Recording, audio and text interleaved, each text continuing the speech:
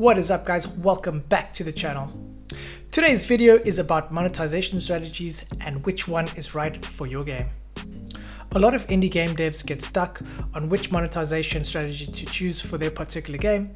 So I'm going to walk you through the three main tried and tested strategies and also elaborate on which ones fit with which type of games.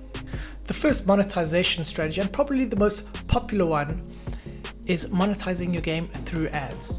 Although you can use ads in all types of games, they are probably best suited towards more hyper-casual types of games with a younger demographic, players who don't have access to a credit card. So yeah, ads are a great way to monetize a younger audience. Now this strategy can work really well if the ads are placed strategically inside your game and do not interfere with the user experience. Too many times people are way too aggressive with their ads, and at the end of the day you have to realize that this, like I said, takes away from the overall experience that the player has, and ultimately many times they end up deleting the game just because of the fact that they are bombarded with way too many ads. So my suggestion is take the opposite approach, because ultimately you want to build up your daily average user base, and that way when it gets high enough you will see a bigger impact through revenue through your games. So don't be too aggressive, place the ads strategically. I'm always an advocate of small banner ads in the gameplay screen, also rewarded video ads when players want to progress further when they lose lives. So these type of things actually can add to the player's experience. You don't want to just in the middle of the game drop a video ad, like an unskippable video ad. I mean, that's just not on. You're never going to find any success that way. People are simply just going to delete your game and you will never see any real traction through the strategy. So be smart, choose the placements wisely, always follow best practices. Many top studios still incorporate ads into the game. So what I normally do, they obviously have a good blueprint, and you'd go through their games and see where they place their ads, what type of ads they place, etc. So yeah, just follow the blueprints of the really successful games and incorporate that into your game, and you will find some sort of success with ads. Another tried and tested monetization strategy is in-app purchases. And this has actually become even more appealing since Apple introduced their small businesses program, which they now only take 15% of every purchase instead of 30%. So that's a great incentive for developers to increase the number of in-app purchases within the game. So because the player needs to actually spend physical money inside of your game, in-app purchases are more aimed at a little bit of an older demographic, and the way you can be successful with in-app purchases in your games is to create frustration within your game. And that sounds pretty messed up, but hear me out.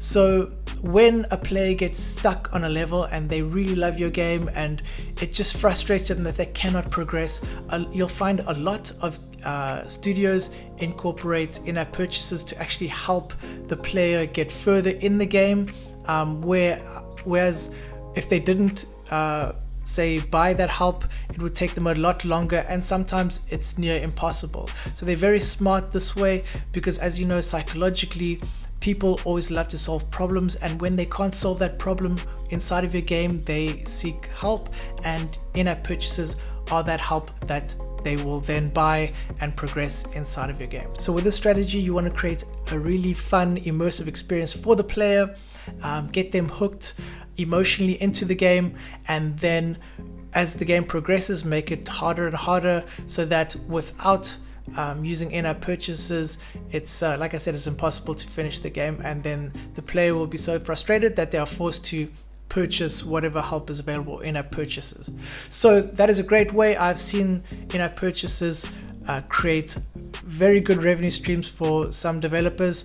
You just have to use it in the right way with the right strategy, be smart about it, and do some A/B testing to see which works, and yeah, you can see some great results with the strategy.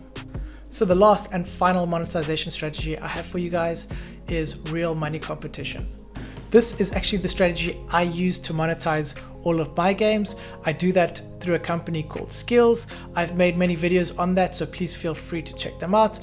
I found this strategy works well for an older audience, around 25 to 45, and the reason why I like the strategy so much is because I feel like it adds to the user experience. We all love competition, we all love winning money, and you put those two things together and you find that the retention rates are a lot higher than more traditional games.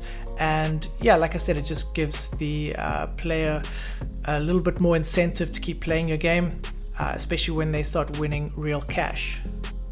The way that you actually monetize is that you as a developer will take a small percentage of every entry fee, and Skills will also take a small percentage. So it's basically a 50-50 revenue split, and yeah, there are no ads, no in-app purchases, and that's how I monetize my games. If you are interested in that monetization strategy, I have created an ebook which details the step-by-step process I use to monetize my games with Skills, and how I generate over 6 figures per year doing that with no marketing spend. So at the end of the day, it does not matter which monetization strategy you pick, you have to choose the one that works for you and the type of games that you make. So I hope you guys did enjoy that video. If you did, please smash that like button, subscribe if you want to see more content like this. I will see you on the next one. Stay safe and peace out.